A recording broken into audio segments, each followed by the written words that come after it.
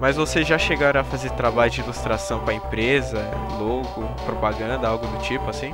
A gente fez trabalhos não para empresas, a gente nunca focou em empresa. A gente nunca teve muito perfil para trabalhar com esse tipo de coisa. A gente já trabalhou, a gente já fez para evento, né, para o Festival do Japão. Você lembra que o 7º Festival do Japão, aqui de São Paulo, quem fez as imagens foi a Simone Beatriz. Fizemos para revista. O 7º Festival. Se você entrar no site do Estúdio Seasons, tem uma parte que tem os trabalhos que nós fizemos. Lá tem o 7º Festival do Japão daquele ano. Foi a Simone Beatriz que fez as ilustrações. E a gente trabalhou também em outras áreas, né? A gente fez mais na parte de aquelas revistas que tem literatura fantástica ou ficção científica, né? Que eu fiz na revista Quark, era uma revista de ficção científica, focada para público de ficção científica. Foi a primeira vez também que foi publicado Light Novel, uma coisa que tinha um perfil de Light Novel, antigamente também, na época que eu fiz, ninguém sabia o que era Light Novel, né? Que era uma literatura muito comum no Japão. E aí eu coloquei uma pequena light novel na revista Quark de ficção científica, chamada Zona Quantum, que agora na próxima atualização do site do estúdio ela vai sair. Eu vou dar continuidade a essa série, uma light novel que vai ser publicada online. É bem bacana mesmo. É algo que até, vamos dizer que hoje pouca gente sabe, né, o que é realmente. Mas deu uma expandida bem grande. Quando a gente começou, ninguém sabia mesmo. Hoje você coloca o termo light novel, você vê muitas pessoas falando e fazendo. Isso é uma coisa bem positiva, né? Tá crescendo. E a gente fez ilustrações também. A Simone fez o trabalho para livro didático também, de língua portuguesa. Então a gente sempre pegou, assim, vai muito do que as pessoas que chegam na gente também, né? Às vezes a pessoa pede uma coisa que dá para fazer. Às vezes a pessoa ela solicita um serviço pra gente que não tem muito a ver com o perfil do que a gente faz. Então não dá para escapa muito do perfil do que a gente faz, né? Mas você já perdeu trabalhos assim importantes?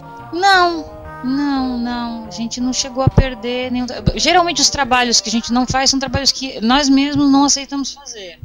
Porque às vezes o perfil do trabalho você vê que assim, a própria pessoa, o cliente, às vezes tem um perfil muito complicado para você mexer com ele. Ele é meio indeciso, às vezes ele está procurando uma coisa que não é aquilo que você faz, né? A pessoa olha, faz desenho. Né? Então, de repente, ele está procurando. Faz qualquer coisa, né? Faz qualquer coisa. Então, às vezes, é uma coisa muito fora do conteúdo, até da proposta de conteúdo, porque quando a gente trabalha ilustração, a gente não trabalha só a ilustração solta, no nosso caso especificamente. A gente também trabalha a imagem que a gente quer passar para o público, a mensagem que a gente quer passar para o público. Então, assim, às vezes você não quer se vincular a um certo tipo de produto. Né? Você não quer seu nome vinculado com aquilo, a um tipo de produto, ou um tipo de ideia que é preconceituosa, alguma coisa assim. Então a gente tem que pensar nisso, né? Você está criando o estúdio, ele é uma marca. E como se fala em marketing, né? Uma marca, ela tem um conceito, ela leva um conceito, ela leva uma ideologia para frente. Então, É bacana que vocês constroem uma cara pro estúdio, né? Vocês constroem Exatamente. A gente tem um estilo, né? A gente tem essa preocupação. O que a gente quer passar? O que a gente quer que as pessoas lembrem quando elas pensam no Estúdio Seasons? Então, é isso que faz a gente peneirar os trabalhos. Vocês, todo mundo aí, consegue viver de desenho? Não. Não mesmo. Não. Antes de mais nada, vamos explicar uma coisa, né? Assim, você basicamente tem dois tipos de profissionais quando você fala de desenho. Você tem o profissional que ele vai ser desenhista e ele vai pegar qualquer projeto, né? Ele tá lá pra, né? O desenho, não importa. É o ilustrador, né? É o ilustrador. Eu tô lá, eu vou. E aí entra isso que a gente estava conversando agora, da imagem que você quer passar. O trabalho do Estúdio Seasons, ele é um trabalho muito autoral. Ele é muito específico. Então, justamente porque nós fizemos essa escolha, que a gente sempre quer priorizar o que a gente quer passar para as pessoas, o tipo de mensagem que a gente quer passar, o tipo de histórias que a gente quer contar para as pessoas, até mesmo quando você não conta uma história que é sua, né, como foi no caso da Helena, do Machado de Assis, que nós adaptamos. O material teve a nossa marca, né? A maneira de nós fazermos, a maneira de nós visualizarmos o que Machado escreveu, tudo isso é uma impressão que você está deixando para o público. Então, a forma na qual vocês adaptaram, deram o estilo da sua narrativa, vamos dizer assim, né? Exatamente. Vocês construíram ali uma adaptação da história.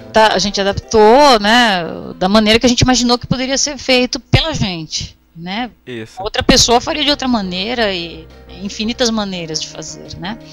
E o que acontece? Quando você tem esse tipo de opção, é muito mais difícil você viver disso, porque você não vai estar sempre pegando todos os trabalhos, você realmente vai ter que fazer uma triagem, e a triagem traz perdas para você.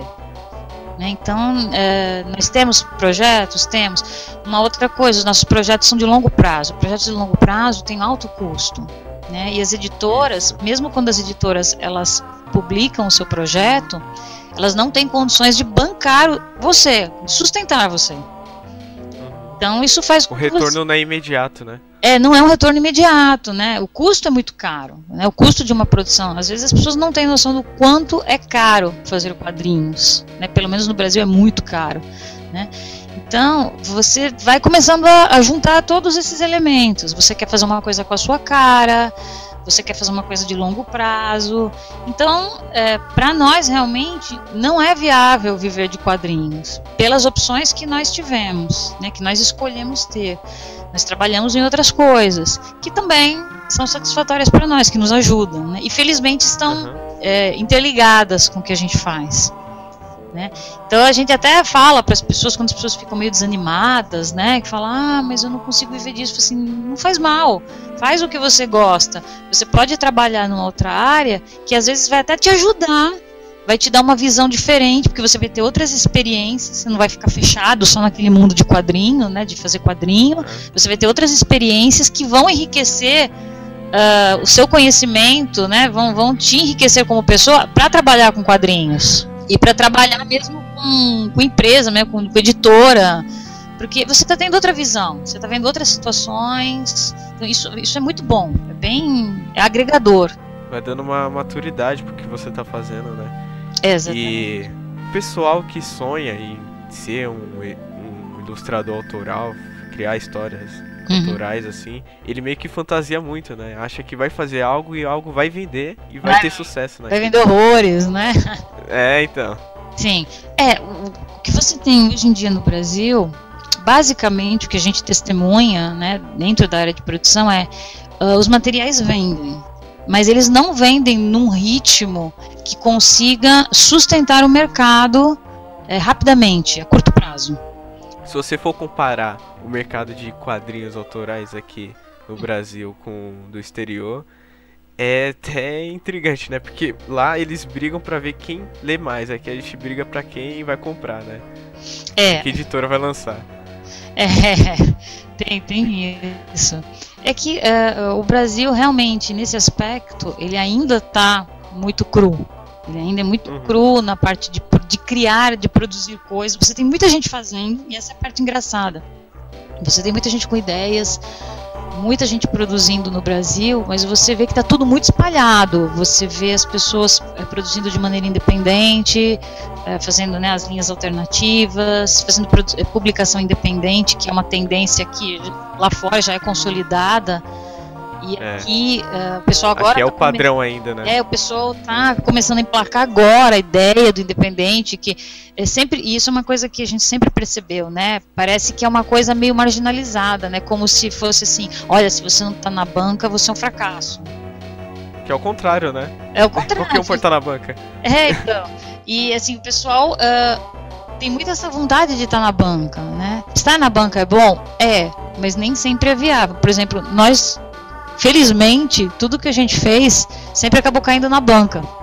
Mas a gente sabe quais são os prós e os contras de uma banca, né? Então a gente sabe que assim, é bom, mas não é maravilha que as pessoas pensam, né? Porque nem sempre os seus leitores vão estar na banca. Às vezes os seus leitores vão estar numa livraria. Às vezes o seu leitor vai ser realmente um leitor alternativo. Então vai depender muito do que você está fazendo. Então as pessoas têm muito vergonha às vezes de falar, eu estou fazendo material, mas eu não tenho uma editora. Não tem problema, entendeu? Você tem que primeiro entender o que você está fazendo, qual é o seu projeto. E depois entender para quem você está vendendo esse projeto. E dependendo de qual é o seu público, aí sim você vai ver aonde esses materiais se encaixam. Se ele é um material que ele cabe estar na banca, cabe estar numa livraria, ou ao mesmo tempo nas duas ao mesmo tempo, ou em lojas especializadas de quadrinhos, ou ser vendido de forma independente. Então, todos os meios são viáveis. Só que aqui no Brasil o pessoal ainda tem um pouco de medo disso. Lá fora isso é super comum, que o pessoal ainda tem um pouco de medo. Tem aquele ego do artista, né? De, essa é minha arte, ele vai entender de tal forma, não importa a forma com que eu escrevo, né? Mas ele tem que escrever, desenhar, sabendo quem é o público dele, né? Exatamente. Isso que eu acho importante, né? E tem uma coisa interessante também. Muitas vezes você está fazendo um projeto e você imagina que o seu público é X. De repente você está atingindo um público Y. Isso é uma coisa muito legal, quando você consegue atingir e ir além da sua meta, né? Então, é uma experiência muito interessante quando você consegue ir além da sua meta, quando você consegue atingir, né? É uma realização, eu acho que é uma das maiores realizações, quando você vê pessoas que você não imaginaria lendo o seu material, É o que está acontecendo com a Helena, né?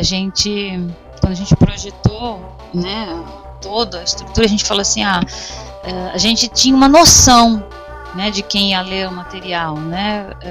A primeira coisa que vem na cabeça vai ler muita gente que quer estudar, quer conhecer a obra por causa do vestibular, tem dificuldade de ler livros, né? Vai buscar uma facilidade ali para conhecer a história. Quer conhecer, mas a gente, por exemplo, nós atingimos os leitores de literatura pura, gente que não lê quadrinhos, de uma maneira impressionante. A gente está recebendo muito feedback de gente que não lê quadrinhos e que está lendo quadrinhos, né, que ficou impressionado, que gostou, que achou a experiência fantástica de ver uma obra em quadrinhos. Então é uma coisa muito legal, né? Muita gente que lia só mangá ficou com vontade de ler o livro, né? Então isso é uma coisa muito gostosa, quando você faz a interação, você faz a ponte, você não está excluindo a literatura, você está trazendo as pessoas para mostrando, olha, tem outras coisas que você também pode ler, você pode ler quadrinhos, você pode ler livro, você que lê... Tá sendo um diferencial também, né? Tá sendo um diferencial, e é muito gostoso você ver isso, você trazer outras para os leitores, trazer outra visão para os leitores de um material, mostrar que aquilo não é chato como as pessoas imaginam, ou não é engessado como as pessoas imaginam, né? Que você sim pode fazer coisas legais e manter a qualidade, manter a beleza e o respeito sobre a obra. Isso é muito legal do ponto de vista de quem é fã de mangá, de quem é fã de anime em geral. Você tá podendo tirar esse estereótipo, né, de mangá é coisa pra criança, ou mangá é só violência. Exatamente. Não, ele tem várias linguagens, né? Assim como a literatura, ela pode ter várias linguagens, o mangá também pode. Uhum. Uma das coisas que chamou muita atenção da gente é justamente isso que você falou. É o pessoal, de repente, fala assim, nossa, manchado em mangá. Não é manchado em quadrinhos. Essa que é a parte engraçada. Né? E você tem muitas adaptações de Machado de Assis em quadrinhos no Brasil. Então as pessoas viam, uma adaptação, tá? Mas de repente é Machado em mangá. Como assim? O mangá e aí é que você percebe como o público enxerga o mangá de maneira diferente. Como o público, os leitores, eles falam, quadrinho é quadrinho, mangá é mangá. Eu disse, não, mangá é quadrinho, caramba. Ele só tem uma forma de narrativa diferenciada, ele tem uma estrutura, mas é quadrinho. Só é em preto e branco. Só em preto e branco, ele vai ter alguns detalhes narrativos diferentes, mas ele é tão quadrinho quanto qualquer outro quadrinho. Então, nele cabe, tudo que cabe num quadrinho ocidental, cabe dentro dele também. E é uma das coisas que a gente mais gostou mesmo, é ver as pessoas olhando de uma maneira diferente, falando assim, poxa, então dá pra fazer isso? Lógico que dá. Isso foi uma experiência também que aconteceu quando nós fizemos Zucker, que muita gente, tive contato com pessoas que ficaram surpresas, porque era uma história, era um mangá, que era uma história passada no Brasil, e especificamente no Rio Grande do Sul. E tinha gente, teve uma conhecida nossa que uma pessoa viu o mangá e falou assim, nossa, mas pode fazer história em mangá de outro país? Porque tem gente que acha que é só a história do Japão, que acontece no Japão. Como é uma coisa tão engessada ali, tão engessada. As visões às vezes são muito engessadas das pessoas. Então a pessoa falou assim, nossa, então quer dizer que japonês não faz só história de japonês? Eu falei assim, não, mangá é uma linguagem gráfica, você pode pôr o que você quiser lá dentro. Eles mesmos usam isso, caramba, né, pro mundo inteiro, civilizações alienígenas, eles contam qualquer história ali, entendeu? É a mesma coisa pra gente, você pode contar qualquer história. O que pode ser considerado um próprio tiro no pé pra quem é fã dessa mídia é ele mesmo não olhar pro Helena ou pro Zucker, né, que ele não dá devida, vamos dizer, importância pra algo que tá sendo o diferencial, né, algo que vai tirar esse estereótipo. Mas isso é normal, né? Porque você tem uma parcela de leitores que ainda tem uma visão purista, né? Eles ainda falam, tem gente que fala, mangá é só o que é feito no Japão, porque eles estão pensando de forma geográfica, né? Eles acham que sim, só o japonês consegue fazer. Na verdade, em arte, quando você fala ou arte ou expressão artística, qualquer que seja as duas facetas que você tenha, isso não tem fronteiras. A arte não tem fronteiras, a expressão artística não tem fronteiras. Então todas as manifestações de arte, historicamente, qualquer gênero, qualquer tendência que você pegue na história da arte, elas nasceram numa região e se espalharam para outras regiões.